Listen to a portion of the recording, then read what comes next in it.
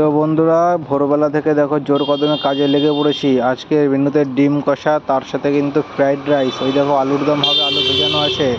এই দেখো ডিম কিন্তু এদিকে ছোলা হচ্ছে, প্রায় অনেকগুলো ডিম, আজকে 200 ডিম।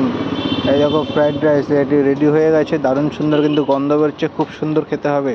তোমরা যদি খেতে চাও বানিপুর সেন্ট্রাল লাইব্রেরির সামনে চলে আসে। দুপুর 12:30 থেকে বিকেল 5টা পর্যন্ত খোলা আছে দোকান, প্রতিদিন দোকান খোলা। এখন আমরা এই খাবারটিকে পার্সেল করে ফেলবো, যেহেতু আমাদের খুব সকালে একটা ডেলিভারি দিতে হবে, 10টার মধ্যে চেয়েছে।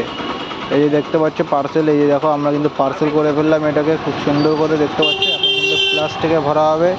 এই দেখো এখন ডিম কষাটা কিন্তু ভরে ফেলা হচ্ছে। এটা রেডি হয়ে গেলে আমরা আস্তে আস্তে করে বেরিয়ে পড়বো বানিপুর ফিজিক্যাল কলেজের যে মাঠে, সেই মাঠে একদম আমাদের এটাকে নিয়ে যেতে হবে। আর দোকান কিন্তু আজকে খোলা আছে, তোমরা চলে এসো বানিপুর লাইব্রেরির সামনে। দুপুর 12:30 পর থেকে দোকান খোলা আছে। তো এই যে দেখতে পাচ্ছ এই পার্সেলটা কিন্তু আমাদের হয়ে গেল। এটা কিন্তু অনেকেই সাহায্য করলো, দেখলে তোমরা। এখানে বোন আছে আমার, আর হচ্ছে আমার মামি, ওইদিকে মা আছে, পাশে ভাই কাজ করছে অলরেডি। আর এই যে দেখতে পাচ্ছ পার্সেলটা কিন্তু সবাই মিলে আমরা করে ফেললাম। এবার আমরা চলে এসেছি, দেখতে পাচ্ছ বন্ধুরা, এই মাঠে আমাদের কলেজের যে ময়দান, সেই কলেজ ময়দানে চলে এসেছি।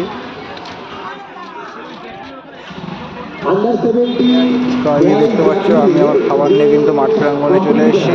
তো এই খাবারটা এখানে ডেলিভারি দিয়ে আমি কিন্তু আবার এখান থেকে চলে যাবো।